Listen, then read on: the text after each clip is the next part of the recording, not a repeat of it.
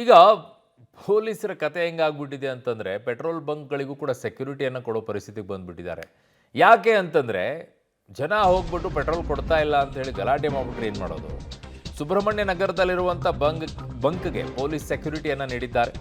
ಬೆಳಗ್ಗೆ 4 ಗಂಟೆಗೆ auto ಗ್ಯಾಸ್ಗಾಗಿ Q ನಿಂತ್ಕೊಂಡಿದ್ರು. ಬೆಳಗಿನ ಜಾವವೇ ಆಟೋ ಗ್ಯಾಸ್ ಖಾಲಿ ಆಗೋಯ್ತು. ಹೀಗಾಗಿ ಆಟೋ ಚಾಲಕರ ಮಧ್ಯೆ ಒಂದಿಷ್ಟು ಗಲಾಟೆ ಆಯಿತು. ನೋ ಸ್ಟಾಕ್ ಬೋರ್ಡ್ ಅಳವಡಿಕೆಯನ್ನು ಸಿಬ್ಬಂದಿಗಳು ಮಾಡಿದ್ದಾರೆ. ಸೊ ಹಾಗಾಗಿ ಇದು ಗ್ಯಾಸ್ ಸಿಬ್ಬಂದಿಗಳ ನಡುವೆ ಮತ್ತು ಆಟೋ ಚಾಲಕರ ನಡುವೆ ಗಲಾಟೆ ಆಗಿಬಿಡುತ್ತೆ, ಮಾಲೀಕರ ನಡುವೆ ಗಲಾಟೆ ಆಗುತ್ತೆ.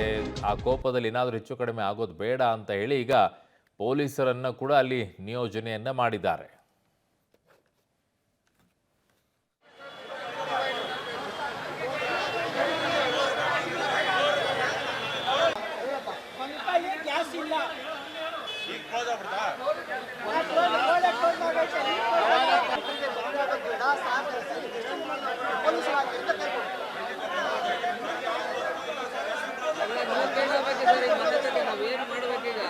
ಸ್ಟಾಕ್ ಬರ್ತಿದೆ, ಇಲ್ಲಿ ಬರುತ್ತೆ. ಏನಾಗಿದೆ ಅಂದರೆ ರೇಷನಿಂಗು ಅಂದರೆ ನಮ್ಮದು 3 ಮಂತ್ಸ್ ಆ್ಯಾವ್ರೇಜ್ ಸೇಲ್ಸ್. ಈ ಎಮರ್ಜೆನ್ಸಿ ಶುರುವಾಗಕ್ಕಿಂತ ಮುಂಚೆ 3 ತಿಂಗಳೇನು ಆ್ಯಾವ್ರೇಜ್ ಅಷ್ಟೇ ಕೊಡ್ತಾರೆ, ಅಷ್ಟೇ ಡೈಲಿ ಅಷ್ಟು. ಯಾಕೆಂದರೆ ಇಲ್ಲೇನಾಗಿದೆ, ಈಗ ಪ್ರೈವೇಟ್ ಔಟ್ಲೆಟ್ಸ್ ಇದ್ದಾವೆ. ಪ್ರೈವೇಟ್ ಔಟ್ಲೆಟ್ಸು 1:3 ಇದೆ. ನಮ್ಮ OMC ಎಷ್ಟಿದೋ ಅದಕ್ಕೆ 3 ಇದ್ದಾವೆ. ಅವು ಎಲ್ಲ ಕ್ಲೋಸ್ ಆಗಿದೆ, ಆಲ್ಮೋಸ್ಟ್ ಸುಮಾರೆಲ್ಲ ಕ್ಲೋಸ್ ಆಗಿದೆ, ಅಲ್ಲಿ ಸಪ್ಲೈ ಇಲ್ಲ. ಹಾಗಾಗಿ ನಮ್ಮ ಮೇಲೆ ಒತ್ತಡ ಜಾಸ್ತಿ ಇದೆ. ಹಾಗೆ ನಮ್ಮಲ್ಲಿ ಇಲ್ಲೆಲ್ಲ ಬರೋದ್ರಿಂದ ಏನಾಗುತ್ತೆ, ನಾವು ಮುಂದಿನ ಸೇಲು ಬಂದು ಒಂದು 3-4 ಅವರಲ್ಲಿ ಖಾಲಿ ಆಗ್ಬಿಡುತ್ತೆ ಎಲ್ಲ. ಇಷ್ಟೇ ಆಗ್ತಾ ಇರೋದು ಇಷ್ಟೇ. ಅಷ್ಟೇ ನಾವು ಅಷ್ಟೇ ಡೈಲಿ ಅಷ್ಟು ಕೊಡ್ತಾರೆ. ಹೌದೌದು. ಬೆಂಗಳೂರಿನಲ್ಲಿ ಆಟೋ ಗ್ಯಾಸ್ಗಾಗಿ ಹಾಹಾಕಾರ ಶುರುವಾಗಿದೆ. ಬೆಂಗಳೂರಿನ ಬಹುತೇಕ ಖಾಸಗಿ ಪೆಟ್ರೋಲ್ ಬಂಕ್ಗಳು ಬಂದ್ ಆಗಿರೋದ್ರಿಂದ ಎಲ್ಲೂ ಕೂಡ CNG ಆಗಲಿ LPG ಆಗಲಿ ಸಿಗ್ತಾ ಇಲ್ಲ. ಇದರ ಎಫೆಕ್ಟ್ ಈಗ ಸರ್ಕಾರಿ ಸ್ವಾಮ್ಯದ ಬಂಕ್ಗಳಲ್ಲಿ ಸಾಕಷ್ಟು ಕ್ಯೂನಲ್ಲಿ ಆಟೋಗಳು ಬರ್ತಾ ಇದೆ. ಬಟ್ ಇಲ್ಲೂ ಕೂಡ ನೋ ಸ್ಟಾಕ್ ಅನ್ನುವಂತಹ ಬೋರ್ಡನ್ನು ಅಳವಡಿಕೆ ಮಾಡಿದ್ದಾರೆ. ಸ್ಟಾಕ್ ಏನಾದರೂ ಇದ್ರೆ ಬಂದಿರುವಂತಹ 3 ಗಂಟೆ 2 ಗಂಟೆಯಲ್ಲೇ ಕಂಪ್ಲೀಟ್ ಖಾಲಿ ಆಗ್ತಾ ಇದೆ. ಇದರ ಎಫೆಕ್ಟ್ ಈಗ ಇಲ್ಲೂ ನೋ ಸ್ಟಾಕ್ ಅನ್ನುವಂತಹ ಬೋರ್ಡ್. ಹೀಗಾಗಿ ಆಟೋ ಚಾಲಕರ ಪರದಾಟ ಹೆಚ್ಚಾಗಿದೆ. ಇಲ್ಲಿ ನೋಡ್ತಾ ಇರ್ಬೋದು, ಒಂದು ಕಡೆಯಿಂದ ಪೊಲೀಸ್ ಬಿಗಿ ಭದ್ರತೆ ಇದೆ. ಯಾಕಂದ್ರೆ ಆಟೋ ಚಾಲಕರು ಬಂಕ್ಗಳಿಂದ ಬಂಕ್ಗೆ ಸುತ್ತಾ ಇದ್ದಾರೆ, ಬಟ್ ಅವರಿಗೆ ಆಟೋ ಗ್ಯಾಸ್ಗಳು ಸಿಗ್ತಾ ಇಲ್ಲ. ಇದರ ಹಿನ್ನೆಲೆಯಲ್ಲಿ ಆಟೋ ಚಾಲಕರು ಕೂಡ ರೊಚ್ಚಿಗೆದ್ದಿದ್ದಾರೆ, ಗಲಾಟೆಗಳನ್ನ ಮಾಡ್ತಾ ಇದ್ದಾರೆ. ಇನ್ನೊಂದು ಕಡೆ ಸರ್ಕಾರ ಹೇಳ್ತಾ ಇದೆ ಯಾವುದೇ ರೀತಿಯಲ್ಲಿ LPGಗೆ ಕೊರತೆ ಆಗಿಲ್ಲ, ಆಟೋ ಗ್ಯಾಸ್ಗಳು ಸಿಗ್ತಾ ಇದೆ ಅಂತ ಹೇಳ್ತಾ ಇದೆ. ಬಟ್ ವಾಸ್ತವದಲ್ಲಿ ತುಂಬಾ ಸಮಸ್ಯೆ ಆಗ್ತಾ ಇದೆ. ಈಗ ಸರ್ಕಾರಿ ಸ್ವಾಮ್ಯದ ಬಂಕ್ಗಳಲ್ಲೇ ಸಿಗ್ತಾ ಇಲ್ಲ ಅಂದ್ರೆ ಬೇರೆ ಕಡೆ ಕೂಡ ಅದೇ ರೀತಿ ಆಗ್ತಾ ಇದೆ. ಟೈಮಿಂಗ್ಸ್ ಅನ್ನ ಫಿಕ್ಸ್ ಮಾಡ್ತಾ ಇದ್ದಾರೆ. 2 ಗಂಟೆ 3 ಗಂಟೆ ಕ್ಯೂನಲ್ಲಿ ಕಾದ್ರೂ ಕೂಡ ಅವರಿಗೆ ಗ್ಯಾಸ್ ಸಿಗ್ತಾ ಇಲ್ಲ. ಸೊ ಇದರ ಹಿನ್ನೆಲೆಯಲ್ಲಿ ಆಟೋ ಚಾಲಕರಿಗೂ ಕೂಡ ಸಾಕಷ್ಟು ಸಮಸ್ಯೆ ಆಗಿದೆ. ಇಲ್ಲೇ ಆಟೋವನ್ನ ತಂದು ನಿಲ್ಲಿಸಿದ್ದಾರೆ, ಅವರಿಗೆ ಹೋಗೋದಕ್ಕೂ ಕೂಡ ಆಗ್ತಾ ಇಲ್ಲ. ಸಾಲುಗಟ್ಟಿ ಆಟೋಗಳೇನೋ ನಿಂತಿದೆ, ಬಟ್ ಅವರಿಗೆ ಈಗ ಗ್ಯಾಸ್ ಸ್ಟಾಕ್ ಇರದೇ ಇರುವಂತಹ ಕಾರಣ ಸಾಕಷ್ಟು ಸಮಸ್ಯೆಯಾಗಿದೆ. ಸೊ ಆಟೋ ಚಾಲಕರಿದ್ದಾರೆ, ಮಾತಾಡ್ಸೋಣ. ಸರ್, ಇವಾಗ ಎಲ್ಲ ಕಡೆ ಹೋಗ್ತಾ ಇದೀರಿ ಅನ್ಸುತ್ತೆ, ಸಿಗ್ತಾ ಇಲ್ಲ ಮೇಡಮ್. ಎಲ್ಲ ಬಂಕ್ಗಳಲ್ಲೂ ಸಿಗ್ತಾ ಇಲ್ಲ. ಇದೆ ನೋ ಸ್ಟಾಕ್ ಬೋರ್ಡ್ ಹಾಕಿದ್ದಾರೆ, 90 ಹಾಕಿದ್ದಾರೆ, 120 ರೂಪಾಯಿ ಲೀಟರ್ ಮಾಡಿದ್ದಾರೆ. ನಾನು 21 ಬಂಕ್ ನೋಡಿದ್ದೀನಿ, ಎಲ್ಲ ನೋ ಸ್ಟಾಕ್ ಅಂತ ಬರ್ತಾ ಇದೆ. ಆದ್ರೆ ಇಲ್ಲಿ ರೈಟ್ ಜಾಸ್ತಿ ಮಾಡಿದ್ದಾರೆ.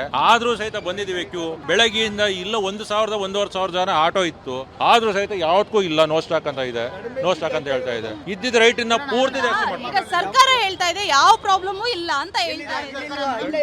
ಯಾವ ಪ್ರಾಬ್ಲಮ್ ಇಲ್ಲ ಅಂದ್ರೆ ಇದಾಗಲ್ಲ ಮೇಡಮ್. ಸರ್ಕಾರ ಯಾರು ಮೇಡಮ್? ಯಾರು ಸರ್ಕಾರ? ಯಾರು ಹೇಳಿದ್ರು? CM ಸಿದ್ದರಾಮಯ್ಯ ಹೇಳಿದ್ರ? ಪ್ರಕಟಣೆ ಹೊರಡಿಸಿದ್ದಾರೆ. ಅದಕ್ಕೆ ಅಲ್ಲ, ಯಾರು ಹೇಳಿದ್ರು ಮೇಡಮ್? ಅವ್ರ ಹೆಸರು ಹೇಳಿ.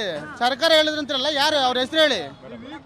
ಆಹಾರ ಮತ್ತು ನಾಗರಿಕ ಸರಬರಾಜು ಇಲಾಖೆಯಿಂದ ಒಂದು ಪ್ರಕಟಣೆ ಬಂದಿದೆ, ಯಾವುದೇ ಸಮಸ್ಯೆ ಇಲ್ಲ ಅಂತ ಹೇಳ್ತಾ ಇದೆ. ಬಟ್ ವಾಸ್ತವದಲ್ಲಿ ನೋಡಿದ್ರೆ ಸಿಗ್ತಾ ಇಲ್ಲ.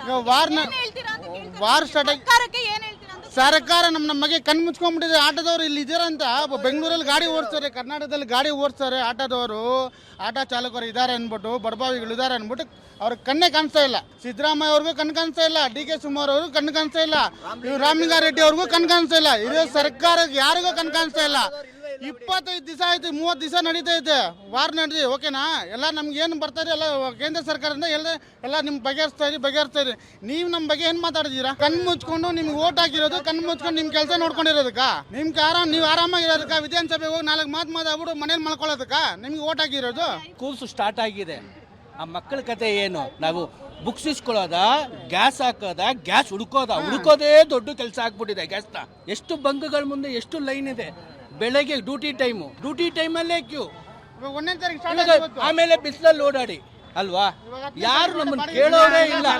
ಸಾಲ ಮನ್ನಾ ಮಾಡಕ್ ಹೇಳಿ ಹೋಗ್ಲಿ, ನಮ್ಗೆ ಆಟೋದಲ್ಲಿ ಕುತ್ಕೊಂಡಿವಿ, ಅವರೇ ಸಾಲ ಮನ್ನಾ ಮಾಡಿದ್ರೆ ಸಾಕು ನಮ್ಗೆ ಮೇಡಮ್ ಅದಾದ್ರೂ ಆಗ್ಲಿ. 90 ರೂಪಾಯಿ ಗ್ಯಾಸ್ ಆಗಿದೆ ಮೇಡಮ್. ನಾವು ಗ್ಯಾಸ್ ರೇಟ್ ಆಗಿದೆ ಅಂತ 10 ರೂಪಾಯಿ ಜಾಸ್ತಿ ಕೇಳಿದ್ರೆ ಆಟೋದವ್ರನ್ನ ಬೈತಾರೆ ಕಸ್ಟಮರ್ಗಳು. ನಮ್ ಕಷ್ಟ ಯಾರು ಕೇಳ್ಬೇಕಾಗಿದೆ? ಹೋಗ್ಲಿ, ಯಾರು ಕೇಳ್ತಾ ಇದಾರೆ? ಹೋಗ್ಲಿ, ಯಾರು ಒಬ್ಬರಾದ್ರು MLA MP ಗಳು ಒಬ್ಬರಾದ್ರು. ಸಂಘಟನೆಯವರು ಸರ್ಕಾರಕ್ಕೆ ಏನು ಮನವಿ ಮಾಡಿಲ್ಲ? ಯಾರೇನು ಮಾಡಿಲ್ಲ. ಬೆಳಗ್ಗೆ 80 ರೂಪಾಯಿ ಇದ್ದಿದ್ದು ಸಡನ್ ಆಗಿ 90 ರೂಪಾಯಿ ಮಾಡವ್ರೆ. ಎಲ್ಲ ಬೇಕು, ಒಂದು 10 ರೂಪಾಯಿ ಜಾಸ್ತಿ ಕೇಳಿದ್ರೆ ಅದಕ್ಕೆ ಆಟೋದವ್ರು ಸರಿ ಇಲ್ಲ. ಆಟೋ ಚಾಲಕರ ಮಾತು, ಆಕ್ರೋಶದ ಮಾತು. ಕ್ಯಾಮ್ರಾ ಪರ್ಸನ್ ನವೀನ್ ಜೊತೆ ಪವಿತ್ರ ಕಟ್ತಲ, ಪಬ್ಲಿಕ್ ಟಿವಿ, ಬೆಂಗಳೂರು.